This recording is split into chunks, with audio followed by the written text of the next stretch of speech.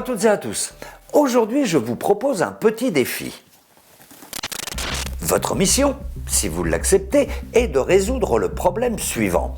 Marcel construit une étagère à partir d'une planche en bois, mais cette planche est trop grande. Il n'a besoin que des 2/5 de la longueur pour ranger ses livres. En plus, sa sœur lui demande d'ajouter 1/5 pour ranger les siens. Alors, est-ce que Marcel utilisera plus ou moins de la moitié de la planche? Et combien vaut la somme des deux fractions? Allez, vous avez 1 minute top chrono. Bon, je vous l'accorde, la solution ne saute pas aux yeux instantanément, mais il existe un outil très efficace pour visualiser et résoudre le problème simplement. Cet outil, c'est ce que l'on appelle la ligne numérique, aussi appelée bande numérique, droite numérique ou encore frise numérique. D'ailleurs, certains enseignants s'en servent dès le CP pour apprendre les bases du calcul aux élèves. Regardez. Je suis à 83. Combien il me manque pour aller à 90? Vous avez le droit d'utiliser la bande numérique. L'utilisation de la bande numérique a été motivée par le fait d'offrir un support aux élèves. Et vraiment un support qu'ils peuvent manipuler. Les élèves qui sont plus en difficulté, ils vont vraiment avoir besoin de ce support pour construire la suite des nombres et la mémoriser. 97, c'est 90 et encore 7. J'avance des 7. La représentation de la bande numérique va évoluer en fonction du déroulement de l'année. On ne va pas tout de suite donner une bande numérique individuelle de 0 à 100. On va d'abord la cibler, on va être en début d'année de 0 à 20, puis petit à petit on va l'agrandir au fur et à mesure de la découverte des nombres.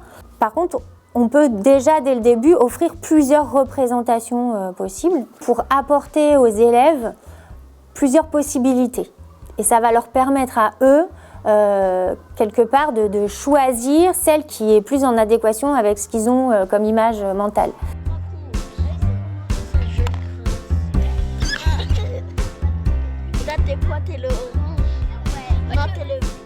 Donc les conseils, ça serait vraiment de cibler la bande numérique, de la construire en fonction des objectifs d'apprentissage. Donc de choisir le domaine qui nous intéresse et de ne pas utiliser la bande forcément dans son intégralité.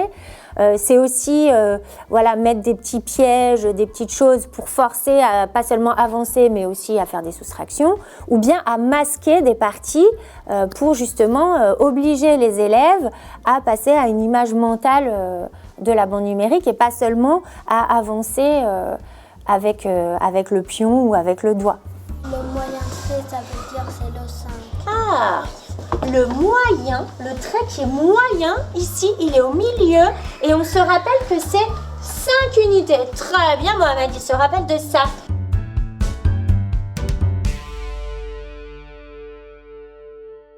Évidemment, l'idée d'enseigner la ligne numérique en classe ne sort pas de nulle part. Il faut savoir que les nombres et l'espace sont deux notions essentielles en mathématiques. Elles sont étroitement liées dans notre cerveau dès le plus jeune âge et avant même l'entrée à l'école. La recherche scientifique a montré que les enfants possèdent très tôt dans leur vie des intuitions mathématiques. Ils savent reconnaître le nombre d'un ensemble d'objets et ils ont une intuition que ces nombres vont s'étaler dans l'espace, les petits nombres à gauche et les grands nombres à droite. Simplement, cette intuition n'est pas parfaite, elle est approximative. Alors, ça se traduit par une intuition mathématique d'une ligne numérique, mais dans laquelle les nombres 1 et 2 sont distants l'un de l'autre, parce que je vois facilement la différence, alors que 8 et 9 sont très proches l'un de l'autre. Ce n'est pas une ligne linéaire, c'est une ligne comprimée dans laquelle les grands nombres sont plus proches les uns des autres que les petits nombres. Tout le défi, c'est donc de transformer et d'affiner cette représentation mentale. Elle servira ensuite de fondation pour construire les futurs apprentissages en mathématiques. Et bien entendu, l'école a un rôle clé à jouer dans ce processus de transformation. Une étape cruciale du développement cognitif de l'enfant, ça consiste à comprendre qu'il y a le même espace entre le nombre 1 et le nombre 2, entre le nombre 8 et le nombre 9, entre 99 et 100, entre n et n plus 1. Voilà. Et une fois que l'enfant a compris ça, il peut se servir de la métaphore de la ligne numérique pour additionner et pour soustraire. Quand on fait une addition, on se déplace d'un certain nombre vers la droite sur cette ligne numérique, et quand on fait une soustraction, on se déplace d'un certain nombre de cases ou de marqueurs vers la gauche. Ça a l'air tout simple, mais les enfants n'y pensent pas spontanément, et ça fait partie des concepts qu'on doit leur enseigner aux alentours du CP. Plusieurs études scientifiques montrent que la maîtrise précoce de la linéarité des nombres, l'espace de la ligne numérique, prédit les performances mathématiques ultérieures des enfants plusieurs années plus tard. Les enseignants ont donc tout intérêt à s'appuyer sur cette intuition de la ligne numérique et à développer cette visualisation des nombres pour anticiper sur le développement mathématique des élèves. Alors en plus des nombres entiers, la ligne numérique aide à apprendre d'autres sortes de nombres. Par exemple, si je vais vers la gauche de la ligne numérique et je passe au-delà de 0, j'arrive dans les nombres négatifs. Et la ligne numérique permet de mieux comprendre ce que sont les nombres négatifs, le symétrique des entiers positifs. Et puis, si je zoome entre 0 et 1, par exemple, je vois que je peux diviser encore cet intervalle, je peux le diviser en dixièmes, et j'arrive à la notion de nombre décimal. Comme sur une règle ou sur un mètre, je peux apprendre à mesurer avec des unités plus petites, des centimètres, des millimètres, etc. La mesure, c'est aussi la compréhension des nombres.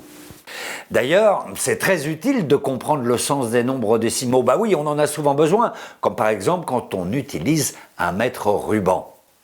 Et les fractions alors ? C'est pas facile à comprendre une fraction comme 2/5 ou 7/9. Alors là encore, la ligne numérique peut-elle nous aider ? La ligne numérique peut aussi nous aider à comprendre les fractions.